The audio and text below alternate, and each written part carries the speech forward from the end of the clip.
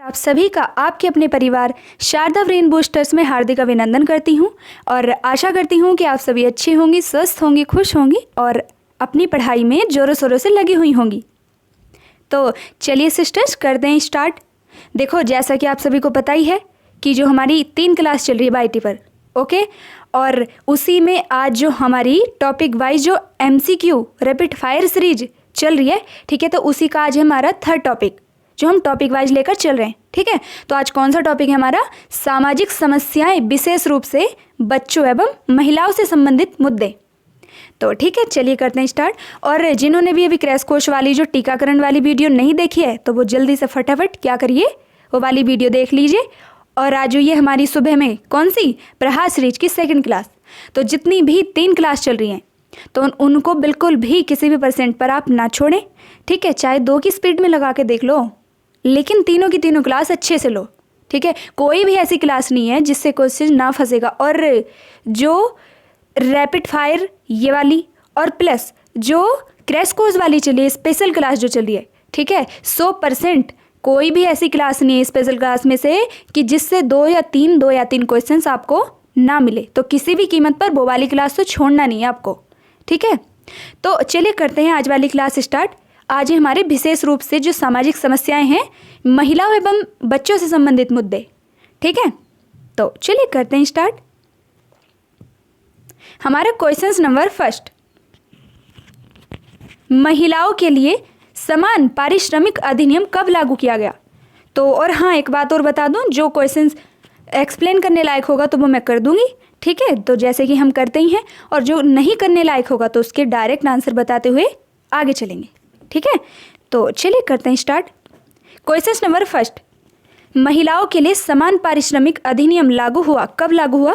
क्या 1989 में, या फिर 1986 में, या 1976 में, या 1988 में? तो जो महिलाओं के लिए समान पारिश्रमिक अधिनियम लागू हुआ है, तो वह कब हुआ? वह हुआ 1976 में। कब? 1976 में। ठीक है, तो राइट आंसर क्या होगा? देखो, राइट आंसर होगा ऑप्शन नंबर सी।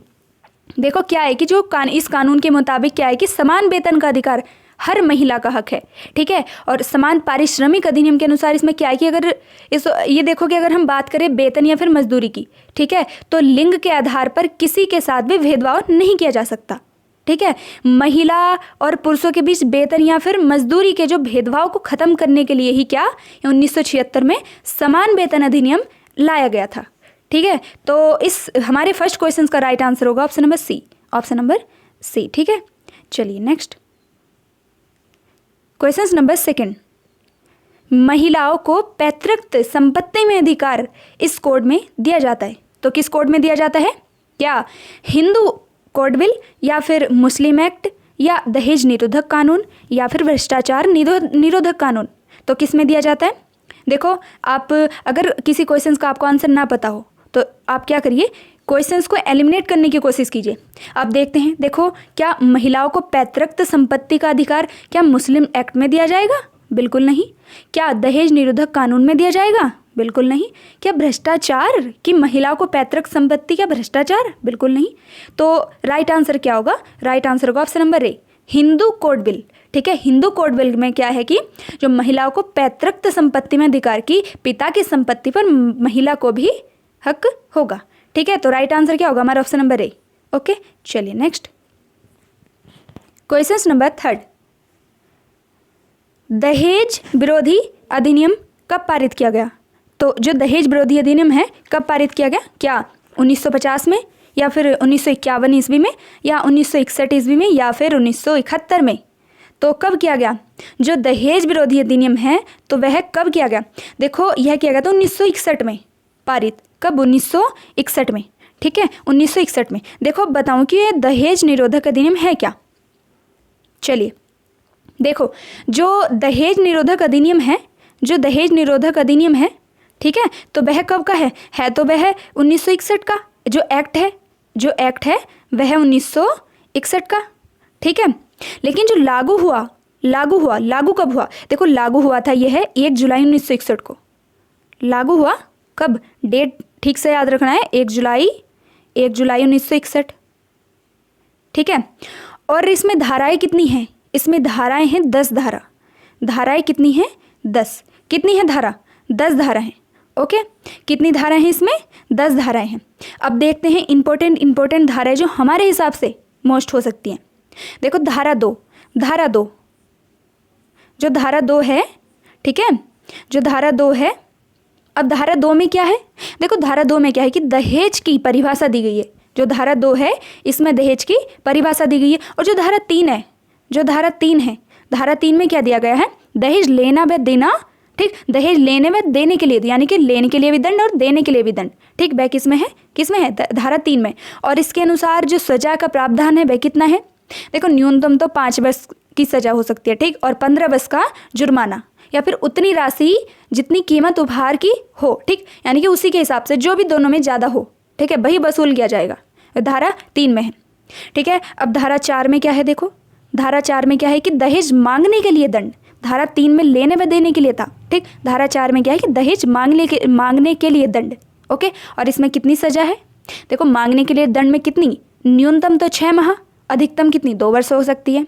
ओके, और तथा 10,000 का जुर्माना, ठीक है। अब धारा 4A देखते हैं। धारा 4A, देखो धारा 4A में क्या है कि विज्ञापन पर पाबंदी। आपने देखा होगा न्यूज़पेपर में एक पेपर होता है उस पर कि हमारा लड़का इतना कमाता है और भूरा है, काला है, यही सब, कितनी योग्यता है और हमको ऐसी लड़की चाहिए, यही सब, मतलब जो डायरेक्ट ना बोलकर मोटे मोटे शब्दों में छपवा देती कि हाँ पहचान जाएंगे लड़की वाले कि हाँ इतना दहेज इनको चाहिए, ठीक है। तो वही विज्ञापन पर पाबंदियाँ किस में है? धारा 4A में। अब इसमें सजा कितनी है? कितनी सजा है इसमें? इसमें सजा है कम से कम 6 माह, अधिकतम 5 वर्ष, व जुर्माना कितना? 15,000 रुपये, ठीक है। अब हमारे हिसाब से एक धारा 8 की ख, यह भी इम्पोर्टेंट हो सकती है। धारा 8 ख, ठीक, धारा 8 ख भी इम्पोर्टेंट हो सकती है। इसमें क्या है?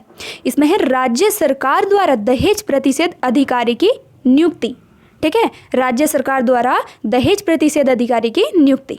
ओके, तो अब हुआ हमारा दहेज कंप्लीट। इतना सभी को आपको ध्यान रखना है, ठीक है। अब चलते हैं नेक्स्ट क्वेश्चंस पर। शारीरिक श्रम करके जीविका कमाने वाले को कहते हैं, क्या कहते हैं? क्या निर्धन, या फिर अशिक्षित, या दहेज लोभी, या श्रमिक? तो जो शारीरिक श्रम करके जीविका कमाने वाले होते हैं, ठीक, उनको क्या कहा जाता है? देखो उनको बोलते हैं श्रमिक। जो शारीरिक श्रम करके जीविका कमाते, क्या बोलते हैं उनको?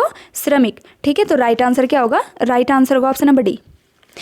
एक और बात सिस्टर, आपको आवाज़ तो आ रही होगी ना? मेरे गले में ना थोड़ी प्रॉब्लम सी हो गई है, शायद ज़्यादा बोलने की वजह से हो गई है। तो मतलब ज़्यादा तेज़ बोल रही हूँ तो ऐसा लग रहा है जैसे नस, मतलब बहुत ही ज़्यादा दिक्कत हो रही है। तो आप धीरे बोल रही हूँ, आप समझते रहिए, ठीक है। तो हाँ, राइट आंसर क्या होगा? 4 का श्रमिक। शारीरिक श्रम करके जो जीविका कमाते हैं, ठीक है, तो उनको बोला जाता है श्रमिक। ओके, चलिए क्वेश्चन नंबर 5। बाल श्रम निषेध अधिनियम पारित हुआ कब हुआ? बाल श्रम निषेध अधिनियम क्या 1986 ईस्वी में, या 1965 ईस्वी को, या 1952, या फिर 1972? तो आपको बताना है कि बाल श्रम निषेध अधिनियम कब पारित हुआ। देखो जो बाल श्रम निषेध अधिनियम है 1986 का। कब का? 1986 का, ठीक है। 1986 का जो बाल श्रम निषेध अधिनियम है यह है 1986 का, ठीक है। तो राइट आंसर क्या होगा हमारा राइट आंसर होगा ऑप्शन नंबर ए। देखो जो बाल श्रम निषेध अधिनियम प्रतिषेध अधिनियम है यह है 1986 का, ठीक है। कब का? 1986 का। और इसके देखो जो लागू भी 1986 में किसकी सिफारिश पर? यह भी पता होना चाहिए कि किसकी सिफारिश पर। देखो जो गुरुपद स्वामी समिति थी, गुरुपद स्वामी समिति की सिफारिश पर बाल श्रम प्रतिषेध अधिनियम 1986 में लागू हुआ। कौन सी समिति? गुरुपद स्वामी समिति, ठीक है, स्वामी समिति। ओके, चलिए देखो 2016 में क्या इसमें संशोधन भी किया गया था, ठीक है, संशोधन भी किया गया था 2016 में। कब? 2016 में। तब संशोधन करके क्या रखा गया? इसका नाम बाल एवं किशोर श्रम प्रतिषेध अधिनियम। कब? पहले तो क्या बाल श्रम प्रतिषेध अधिनियम था, लेकिन 2016 में क्या? 2016 में इसमें संशोधन करके इसका क्या नाम कर दिया गया? बाल एवं किशोर श्रम प्रतिषेध विनिमय अधिनियम, ठीक है, ये ध्यान रखना है। देखो इसमें क्या है कि 6 घंटों से अधिक बालक को काम में नहीं लगाया जा सकता, ठीक है, और लगातार 3 घंटे नहीं लगाया जा सकता, ठीक है, थोड़ा गैप गैप दे देकर। ओके, तो चलिए नेक्स्ट क्वेश्चन नंबर 6। कमजोर वर्ग के उत्थान के लिए सर्वोत्तम साधन है, क्या है? क्या मद्य निषेध, या फिर सामाजिक विकास, या अस्पृश्यता निषेध, या फिर सामाजिक कानून? तो जो कमजोर वर्ग के उत्थान के लिए सर्वोत्तम साधन है तो वह क्या है? देखो सामाजिक क्या बोलते हैं, हाँ सामाजिक विकास। क्वेश्चन नंबर 6 का आंसर होगा क्या? सामाजिक विकास। देखो सामाजिक विकास होगा तभी कमजोर वर्ग का उत्थान होगा, ठीक है। मद्य निषेध से भी नहीं होगा, स्पृश्यता निषेध से भी कुछ नहीं होने वाला, ठीक। सामाजिक कानून के द्वारा भी तब तक सामाजिक विकास ना किया जाए। तो देखो राइट आंसर क्या होगा हमारा? Option number B is a right answer, ठीक है। चलिए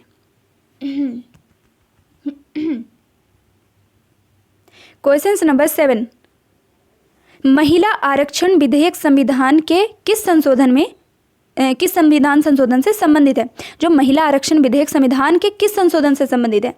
तो देखो जो महिला आरक्षण मिला विधेयक को, मतलब महिलाओं को जो आरक्षण है कौन सा 33% जो आरक्षण महिलाओं को, तो वह पूछा गया कि किस संविधान संशोधन के तहत संबंधित है? क्या 108वें संविधान संशोधन, या फिर 110वें, या 113वें, या फिर 115वें संविधान संशोधन?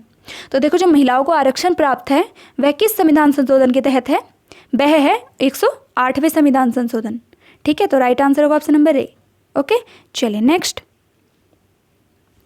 Question number 8। उच्चतम न्यायालय ने महिलाओं को सशस्त्र बलों में स्थायी कमीशन देने का अपना निर्णय कब दिया? तो कब दिया? क्या वर्ष 2020 में, या वर्ष 2022 में, या फिर 2010 में, या 2007 में? जो महिलाओं को स्थायी कमीशन, ठीक, अपनी सेवा देने का जो स्थायी कमीशन है, ठीक है, तो उच्चतम यानी कि सुप्रीम कोर्ट ने महिलाओं को कब सशस्त्र बलों में स्थायी कमीशन देने का अपना निर्णय लिया? तो कब लिया? देखो यह लिया है कब? 2020 में। कब? 2020 में, ठीक है। तो राइट आंसर क्या होगा? राइट आंसर होगा ऑप्शन नंबर ए, ठीक है। चलो नेक्स्ट क्वेश्चन नंबर 9। बाल विवाह निषेध संशोधन विधेयक 2021 में महिलाओं के लिए कितनी न्यूनतम वैध आयु का प्रावधान किया गया? तो कितनी का किया गया? क्या 19 वर्ष, या 18 वर्ष, या 21 वर्ष, या फिर 23 वर्ष? तो आपको बताना है कि कितनी न्यूनतम वैध आयु का प्रावधान किया गया है। तो देखो यह किया गया कितनी? 21 वर्ष। कितनी? 21 वर्ष। देखो पहले क्या था? जो देखो जो बाल विवाह निषेध नहीं, बाल विवाह अधिनियम, ठीक, तो ये कब का था? 1929 का, ठीक है। इसमें कितनी थी? इसमें आयु थी कितनी आयु थी? इसमें पहले आयु थी लड़कियों के लिए तो 24 थी, ठीक, सॉरी 14 वर्ष, और लड़कों के लिए थे कितनी? लड़कों के लिए थी 18 वर्ष, ठीक है। उसके बाद क्या 1949 में इसमें फिर से संशोधन हुआ। लड़की की तो कर दी गई आयु 15 वर्ष और लड़कों की कर दी गई 18 वर्ष। फिर 1978 में फिर से संशोधन हुआ, ठीक है, 1978 में। तो इसमें लड़कियों की कर दी गई 18 वर्ष और लड़कों की कर दी गई 21 वर्ष, ठीक है। लेकिन इसमें पूछा गया है, ये क्वेश्चन हमारा अलग, ठीक, इसमें पूछा गया है कि बाल विवाह निषेध संशोधन अधिनियम, यानी कि बच्चों का विवाह कम आयु में नहीं करना चाहिए, ठीक है। तो बाल विवाह निषेध संशोधन विधेयक 2021 में महिलाओं के लिए अब कितनी वैध आयु कर दी गई है? कितनी कर दी गई है? अब कर दी गई है 21 वर्ष। पहले कितनी थी? पहले 14 वर्ष हुई, फिर 18 वर्ष हुई, ठीक है, 15 वर्ष हुई, फिर 18 वर्ष हुई, अब कितनी कर दी गई है? 21 वर्ष, ठीक है। चलिए क्वेश्चन नंबर 10। किशोर न्याय बालकों की देखरेख और संरक्षण संशोधन अधिनियम कब पारित किया गया? तो कब पारित किया गया? क्या 2021 में, या 2015 में, या 2018 में, या 2022 में? तो जो किशोर न्याय बालकों की देखरेख संरक्षण अधिनियम है, तो देखो आपसे पूछा गया कि यह कब पारित किया गया? यह कब पारित किया गया? तो संशोधन वाला पूछा गया है, ठीक है। तो यह पारित किया गया है 2021 में, संशोधन, ठीक, 2021 में अभी संशोधन हुआ है। देखो संशोधन क्या हुआ, पहले हमें पता होना चाहिए जो किशोर न्याय अधिनियम था, ठीक, ये कब? 2015 में बना, ठीक है, 2015 में। इसमें 10 तो अध्याय थे, ठीक, 10 तो अध्याय और 112 धाराएं हैं, 112 धाराएं। देखो सर्वप्रथम सबसे पहले क्या है कि 2000 में लागू किया गया था, ठीक है। फिर इसके बाद क्या 2013 2006 में, पहले 2000 में, सन 2000 में स्टार्ट किया गया था लागू, ठीक। फिर उसके बाद क्या 2006 में इसमें 2006 व 2011 में संशोधन किया गया कुछ, ठीक। उसके बाद क्या 2015 में इस कानून में व्यापक परिवर्तन करके एक नए रूप से लागू कर दिया गया था, ठीक है, जो किशोर न्याय बालकों की देखरेख और संरक्षण संशोधन के नाम से जाना गया, ठीक है। और लागू कब किया गया था? लागू किया गया था 15 जनवरी 2016 को। कब? 15 जनवरी 2016 को, ठीक है, 15 जनवरी 2016 को। देखो अब थोड़ी इसके 2-3 धाराएं भी देख लेते हैं अब इसके बारे में। देखो धारा 4 में क्या है? धारा 4 में क्या है? धारा 4 में कि किशोर न्याय परिषद का जिक्र है, ओके। और जो धारा 10 है, धारा 10 में क्या दिया गया है कि विधि का उल्लंघन करने वाले बालकों को पकड़ा जाना, ठीक। और धारा 27 में क्या दिया गया है? धारा 27 में दिया गया है कि बाल कल्याण समिति का निर्माण किया जाए, ठीक है। चलिए एक बार फिर से बता दूं कि सर्वप्रथम क्या 2000 में लागू किया गया, ठीक। उसके बाद क्या हुआ कि 2006 व 2011 में संशोधन किया गया कुछ, ठीक। उसके बाद 2015 में व्यापक रूप से कुछ परिवर्तन करके, ठीक, एक नए रूप में क्या कि किशोर न्याय बालकों की देखरेख संरक्षण संविधान संशोधन अधिनियम पारित किया गया, ठीक है। फिर अब इसमें क्या 2021 में फिर से संशोधन हुआ है, ठीक है। तो राइट आंसर क्या होगा? राइट आंसर का ऑप्शन नंबर क्वेश्चन नंबर 10 का क्या होगा? ऑप्शन नंबर ए, ठीक है, ऑप्शन नंबर ए। चलिए नेक्स्ट क्वेश्चन नंबर 11। एक मिनट में बार संशोधन बोली थी क्या? देखो संशोधन तो अब किया गया है 2015 में व्यापक रूप से, ठीक है, व्यापक रूप से लागू कर दिया गया था। और जो संशोधन किया गया है कब? 2021 में, भी पीछे, ठीक है। चलिए क्वेश्चन नंबर 11। बाल दुर्व्यवहार और बाल श्रम की सामाजिक निवास स्थानिक व्याख्या किस विद्वान ने प्रस्तुत की? तो किसने की? क्या फील्डमैन ने की, या फिर गेल्स ने की, या जेम्स गेरवेरिनो ने की, या फिर स्टीन मेट्स ने की? तो जो बाल दुर्व्यवहार और बाल श्रम की जो सामाजिक निवास की स्थानिक व्याख्या वह की है किन्होंने? जो जेम्स गेरवेरिनो समाजशास्त्री हैं, ठीक है, किन्होंने? जेम्स गेरबेरिनो, ठीक है। तो राइट आंसर क्या होगा हमारा? राइट आंसर का ऑप्शन नंबर सी, जेम्स गेरबेरिनो। चलिए next question number 12। Mahatma Gandhi राष्ट्रीय ग्रामीण रोजगार गारंटी योजना किस वर्ष प्रारंभ की गई? तो किस वर्ष की गई? देखो क्या 2005 में, या 2008 में, या 2006 में, या 2009 में? तो जो महात्मा गांधी राष्ट्रीय ग्रामीण रोजगार गारंटी योजना है, देखो ये क्या है कि एक्ट कब आया था? इसका एक्ट आया था 2005 में। कब? 2005 में इसका एक्ट आया था, ओके। फिर 2 फरवरी 2006 को नरेगा के नाम से स्टार्ट होगी। और फिर क्या 2 अक्टूबर 2009 को इसका नाम नरेगा से क्या मनरेगा कर दिया गया था, ठीक है। तो आपसे पूछा गया कि महात्मा गांधी राष्ट्रीय ग्रामीण रोजगार गारंटी योजना किस वर्ष प्रारंभ की गई? तो एक की गई थी 2 फरवरी 2006, यानी कि 2006, ठीक है। तो राइट आंसर क्या होगा? 12 का राइट आंसर का option number C, option number C, ठीक है। चलिए क्वेश्चन नंबर 13। राष्ट्रीय अनुसूचित जाति आयोग की स्थापना किस वर्ष की गई? किस वर्ष की गई? तो क्या 2004 में, या 2006 में, या 2005 में, या 2007 में? तो जो राष्ट्रीय अनुसूचित जाति आयोग की स्थापना की गई तो वह किस वर्ष की गई? वह की गई 2004 में। कब? 2004 में, ठीक है। तो राइट आंसर होगा हमारा ऑप्शन नंबर ए, 2004, ठीक है।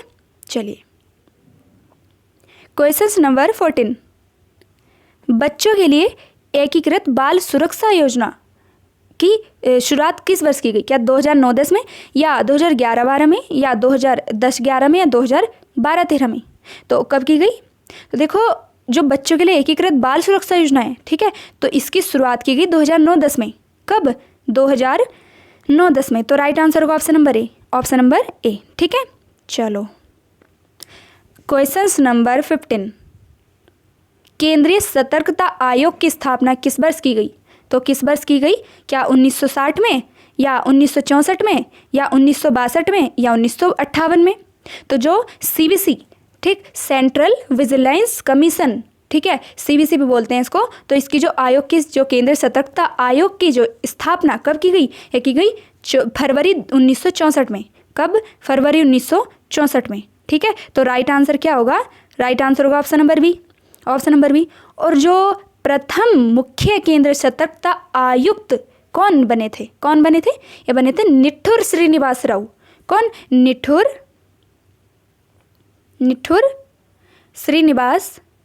श्रीनिवास राव। ठीक, श्रीनिवास राव। ओके, चलिए नेक्स्ट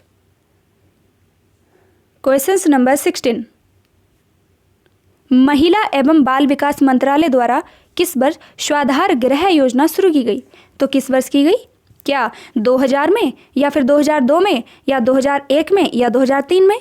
तो जो महिला एवं बाल विकास मंत्रालय द्वारा किस वर्ष स्वाधार गृह योजना शुरू की गई? तो यह की गई थी, देखो कब? क्या बोलते हैं उसको? 2001 में। कब? 2001 में। देखो जो महिला जो यह क्या है कि गृह स्वाधार गृह योजना। देखो स्वाधार गृह योजना है क्या? देखो स्वाधार जो गृह योजना है ये क्या है कि जो वे होती हैं कठिन परिस्थितियों में जो महिलाएं होती हैं, विशेष रूप से जो घर परिवारों से छोड़ी गई विधवाओं, ठीक, और जो जेलों से रिहा की गई जो कैदी महिलाएं होती हैं, है ना, और जो परिवार के समर्थन के बिना प्राकृतिक आपदाओं से बचाई गई महिलाएं होती हैं, ठीक, जैसे तस्करी से बचाई गई महिलाएं, लड़कियां इत्यादि, ठीक है, तो उनको संरक्षण प्रदान करती है, उनकी सेवा करती है। कौन? जो स्वाधार गृह योजना है। ठीक है, तो यह क्या बोलते हैं उसको शुरू कब की गई? यह की गई थी 2001 में। ठीक है, और जो महिला सशक्तिकरण नीति वह भी कब शुरुआत की गई थी? कब? 2001 में। ओके, चलिए नेक्स्ट क्वेश्चन नंबर 17। मुस्लिम शरीयत अधिनियम कब बना? तो कब बना? क्या 1939 में, या 1937 में, या 1967 में, या फिर 1961 में? तो जो मुस्लिम शरीयत अधिनियम है वह कब बना? वह बना 1937 में। कब? 1937 में। तो राइट आंसर क्या होगा? हमारा राइट आंसर होगा option number B, option number B. देखो सिस्टर, मैं धीरे इसलिए बोल रही हूँ, बहुत ज़्यादा प्रॉब्लम हो रही है गले में, है ना, तो आप इतना थोड़ा बहुत तो समझते रहिए। ओके, चलिए, तो जो मुस्लिम शरीयत अधिनियम है, ठीक है, वह कब बना? वह बना 1937 में। ठीक है, चलिए नेक्स्ट मुस्लिम विवाह विच्छेद अधिनियम। जो मुस्लिम विवाह विच्छेद अधिनियम है, ठीक है, तो वो कब बना? तो क्या 1937 में, या फिर 1939 में, या 1957 में, या फिर 1967 में? तो देखो आपको बताना है कि जो मुस्लिम विवाह विच्छेद अधिनियम है, ठीक है, तो वह कब बना? 1939 में। कब? 1939 में। तो राइट आंसर क्या होगा हमारा? हमारा राइट आंसर होगा option number B, option number B. ठीक है, चलिए नेक्स्ट। हाँ, तो हमारा राइट आंसर क्या था? Option number B, 1939। चलिए next question number 19। Question number 19। Keshav Chandra Sen के प्रयासों से भारत में विशेष विवाह अधिनियम कब बना? तो कब बना? क्या 1956 को, या 1856 को, या फिर 1865 को, या 1876 को, या फिर 1872 को? तो जो केशव चंद्र सेन के प्रयासों से भारत में विशेष विवाह अधिनियम बना, तो वह कब बना? वह बना था 1872 में। कब? 1872 में। ठीक है, तो राइट आंसर क्या होगा हमारा? हमारा राइट आंसर होगा ऑप्शन नंबर डी। ठीक है, चलिए नेक्स्ट क्वेश्चन नंबर 20।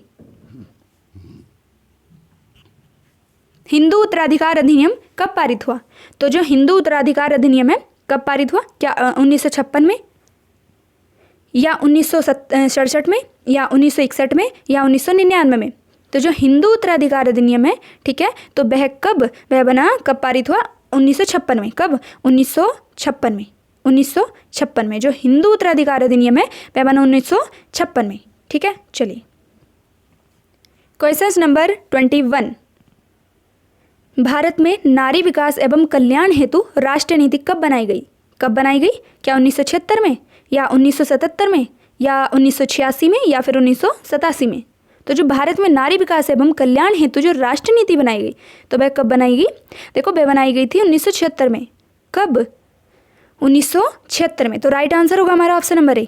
क्या? Option number A. ठीक है, चलिए नेक्स्ट बचपन बचाओ आंदोलन की स्थापना कैलाश सत्यार्थी ने की, ठीक, और कब की?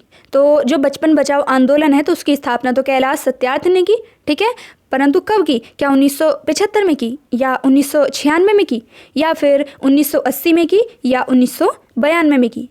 तो जो बचपन बचाओ आंदोलन है, ठीक है, तो जो इसकी स्थापना है, ठीक है, जो इसकी स्थापना है वह की 1980 में, और किन्होंने की? कैलाश सत्यार्थी ने, ठीक, 1980 में। कब? 1980 में, ठीक है। तो हमारा राइट आंसर होगा option number C, option number C, ठीक है। चलिए नेक्स्ट। अच्छा, दोबारा से आगे, चलो कोई नहीं। क्वेश्चन नंबर 23, महिला स्वयं सिद्धि योजना संबंधित है तो किनसे? क्या महिलाओं को मुक्त न्यायिक सहायता प्रदान करना, या महिलाओं का सर्वांगीण विकास करना, या फिर महिलाओं का सामाजिक आर्थिक सशक्तिकरण करना, या फिर ग्रामीण महिलाओं को स्वास्थ्य के प्रति जागरूकता पैदा करना? तो जो महिला स्वयं सिद्धि योजना है, ठीक है, तो यह किससे संबंधित है? तो यह संबंधित है महिलाओं का सामाजिक आर्थिक सशक्तिकरण करना, ठीक है। तो राइट आंसर क्या होगा हमारा? हमारा राइट आंसर होगा option number C, option number C, ठीक है। चलिए नेक्स्ट। क्वेश्चन नंबर 24, जननी सुरक्षा योजना, जननी सुरक्षा योजना भारत सरकार, जिसको JSY के नाम से भी जाना जाता है, ठीक है, जननी सुरक्षा योजना, तो भारत सरकार की योजना है, ठीक है, और इसका किस उद्देश्य के साथ शुभारंभ किया गया? तो आपको बताना है, क्या मातृ एवं नवजात शिशुओं की मृत्यु दर में कमी लाना, या फिर लड़कियों के शैक्षणिक स्तर में सुधार लाना और विरत यानी कि ड्रॉप आउट दरों में कमी लाना, या फिर लड़कियों को खेल एवं बाह्य कार्यकलापों में भाग लेने के लिए प्रोत्साहित करना, या फिर लड़कियों के पोषण परक अंतर्ग्रहण को और उनके समग्र स्वास्थ्य में सुधार लाना? तो देखो ऑप्शन से ही पता चल रहा है कि जो क्या है, जो जननी सुरक्षा योजना है, जो जननी सुरक्षा योजना है, ठीक है, तो उसका उद्देश्य क्या है कि मातृ एवं नवजात शिशुओं की मृत्यु दर में कमी लाना, ठीक है। तो राइट आंसर क्या होगा? राइट आंसर होगा ऑप्शन नंबर ए, ऑप्शन नंबर ए। देखो जो जननी सुरक्षा योजना है, ठीक है, जो जननी सुरक्षा योजना है, तो यह शुरू कब हुई? जो शुरू कब हुई? देखो जो जननी सुरक्षा योजना है तो यह शुरू कब हुई? देखो यह शुरू हुई कब? यह शुरू हुई 12 अप्रैल 2005 को, 12 अप्रैल 2005 को, ओके। कब शुरू हुई? देखो इसका नोडल मंत्रालय कौन है, जो जिसके द्वारा शुरुआत की गई? क्या जो संस्था, मतलब जो संस्थागत प्रसव को बढ़ावा देना तथा मातृ मृत्यु दर और शिशु मृत्यु दर को कम करना, तो इनका क्या बोलते हैं, उद्देश्य था। जिसका नोडल मंत्रालय है कौन है? NHM, ठीक है। चलिए अब देखते हैं कि इसमें क्या क्या विशेषताएं हैं। कि राशि वितरण 2 आधार पर की जाती है, ठीक है, एक तो LPS सिस्टम पर, ठीक है, और एक HPS सिस्टम पर, यानी कि लो परफॉर्मिंग स्टेटस और हाई परफॉर्मिंग स्टेटस, ठीक है। देखो LPS मतलब लो परफॉर्मिंग स्टेटस मतलब कि बे राज्य जिसमें जो प्रसव है वो घरों में ही किए जाते हैं, ठीक है। और HPS यानी कि हाई परफॉर्मिंग स्टेटस मतलब कि जो प्रसव है वह हॉस्पिटल, ठीक है, संस्थागत प्रसव किए जाते हैं, यानी कि हॉस्पिटल में किए जाते हैं, ठीक है। अब इसमें क्या है कि जो LPS की श्रेणी में एक तो अपना उत्तर प्रदेश आता है, ठीक है, देखो 10 राज्य आते हैं, एक तो अपना उत्तर प्रदेश आता है, एक मध्य प्रदेश आता है, ठीक, और एक बिहार आता है, एक छत्तीसगढ़ आता है, एक झारखंड आता है, और क्या उड़ीसा, ठीक, और उत्तराखंड भी इसी में आता है, ठीक है, और असम, राजस्थान और जम्मू कश्मीर, ठीक। ये 10 राज्य कितने हैं जो आपके LPS श्रेणी में आते हैं, ठीक, और बाकी HPS में आते हैं, ठीक है। जो ऐसा ध्यान रखें जो अपना उत्तर प्रदेश है, ठीक है, वो किस में? LPS सिस्टम यानी कि LPS श्रेणी में ही आता है, ठीक है, LPS में ही आता है। अब ये हो गया। अब इसमें क्या है कि कुछ प्रोत्साहन राशि भी वितरित की जाती है, ठीक है, ग्रामीणों के लिए अलग दी जाती है और शहरों के लिए अलग दी जाती है, ठीक है। देखो ग्रामीणों में क्या है, यहाँ पर ना इतनी जगह नहीं है, मैं सोच रही हूँ, क्या इकट्ठा कर रही हूँ पूरा कंटेंट। देखो जो योजनाओं की क्लास है, ठीक है, योजनाओं की क्लास में एक दिन को अभी हाल फिलहाल में लाने वाली हूँ, ठीक है, जो स्पेशल क्लास चल रही है। अब इसमें टीकाकरण वाली हो गई, एक तो महिलाओं और बच्चों से संबंधित धाराएँ हो गई, ठीक है, और विटामिन भी हो गए और बुक्स भी हो गई हैं। तो वैसे भी जिन्होंने अभी नहीं देखी है तो वो जाके देख लो, प्लेलिस्ट बनी हुई है। चलिए अब हम क्या बात कर रहे थे कि जो JSY जो योजना है, जननी सुरक्षा योजना, ठीक है, तो इसमें 2 प्रकार से राशि वितरण की जाती है, शहरों में अलग, गाँव में अलग। अब गांव में कितनी की जाती है, देखो जो ग्रामीण है, ग्रामीण, और इधर लिख लेते हैं शहरी क्षेत्र। ओके, चलिए देखो अब ग्रामीणों में भी दो तरह से, एक तो हाँ किनको, माता को तो मदर लिख लूँ, इधर लिख लूँ आशा, ठीक है, एम से मदर, ए फॉर आशा। अब इधर भी मदर और आशा। ओके, चलिए देखो जो ग्रामीण में माता को कितनी मिलती है, जो एलपीएस ठीक, एलपीएस वालों को मिलती है 1400 रुपये, ठीक है। और जो आशा हैं, आशा को कितने, आशा को 600 रुपये। इनको प्रोत्साहन राशि वितरित की जाती है कि हॉस्पिटल में अगर आप प्रसव कराएंगे तो माता को तो 1400 रुपये मिलेंगे और आशा को 600 रुपये मिलेंगे। और एचपीएस सिस्टम की बात करें तो एचपीएस वालों को जो माता हैं उनको तो 700 रुपये मिलेंगे और जो आशा है उनको मिलेंगे 600 रुपये।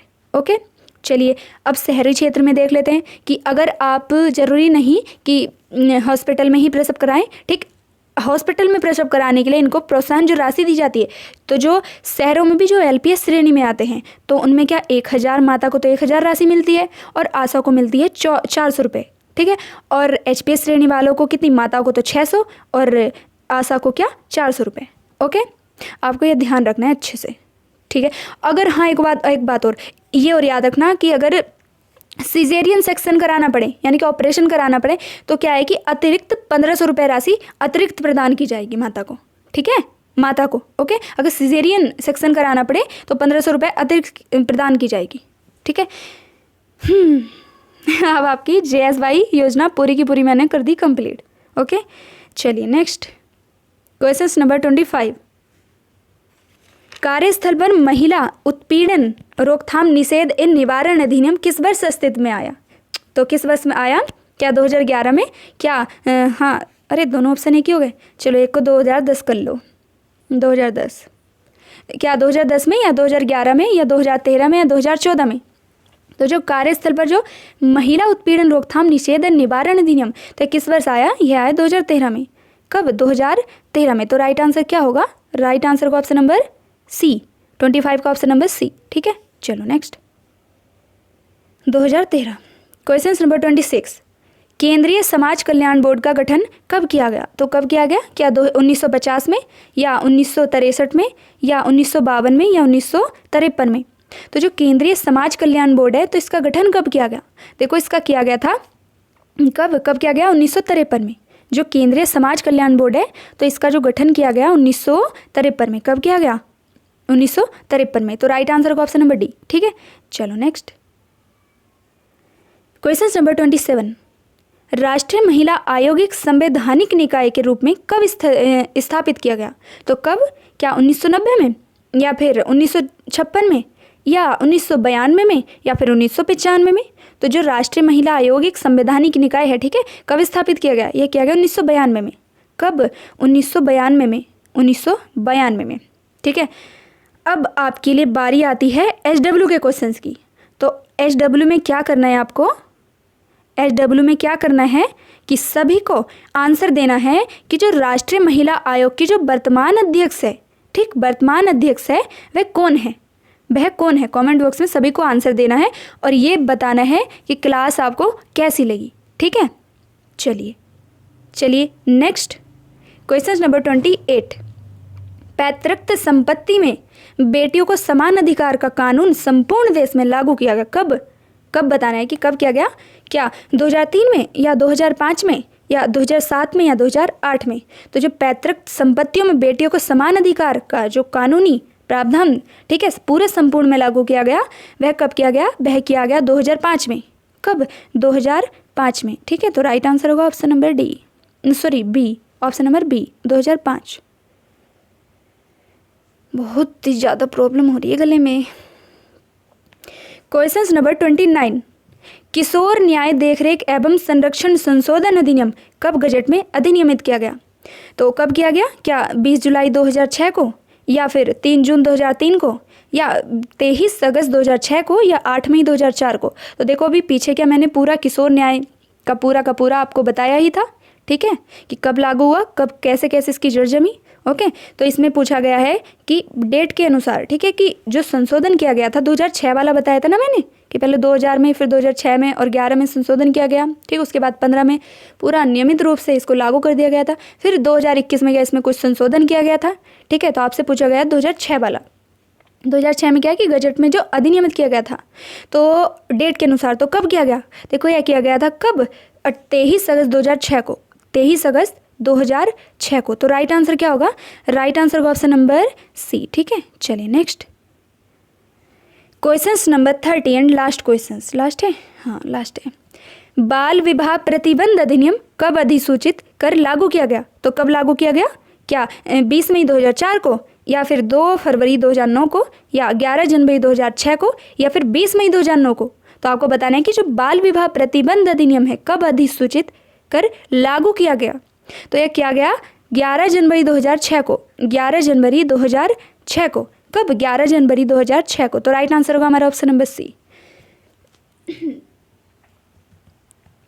हाँ, तो कैसी लगी क्लास आप सभी को बताना है, और जो इसकी जो PDF है वो मैं ग्रुप में प्रोवाइड करा दूंगी, ठीक है। और जितनी भी तीनों की तीनों क्लास देखो बाईटी पर चल रही हैं, ठीक है। तो आपको क्या करना है, सभी के सभी क्लास को अच्छे से करती रहिए, ठीक है। जो रैपिड फायर जो MCQ रिवीजन है टॉपिक वाइज, ठीक है। आज का हमारा 3rd क्लास थी, ठीक है। जो मुख्य सेविका की जिम्मेदारियां वाला जो टॉपिक पूरा कंप्लीट करा दिया है मैंने, और जो विवाह संबंधी जितनी भी थी वो भी करा दिया गया है, और धर्म भाषाएं वगैरह सब की सब।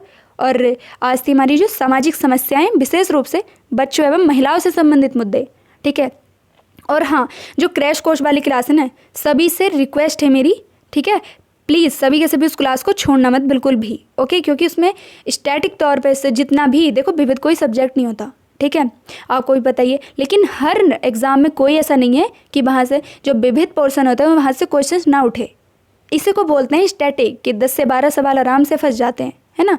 तो कंपटीशन एग्ज़ाम में तो पॉइंट नंबर का खेल होता है, यहाँ तो 10-12 नंबर की बात है, 10 से ज़्यादा ही मिलेंगे। तो आप क्या करिए, उन क्लास को अच्छे से करते रहिए। टीकाकरण वाली क्लास अभी जिन्होंने नहीं देखी है तो वो भी देख लो, और जो प्रहार सीरीज है उसको भी अच्छे से करते रहिए, ठीक है।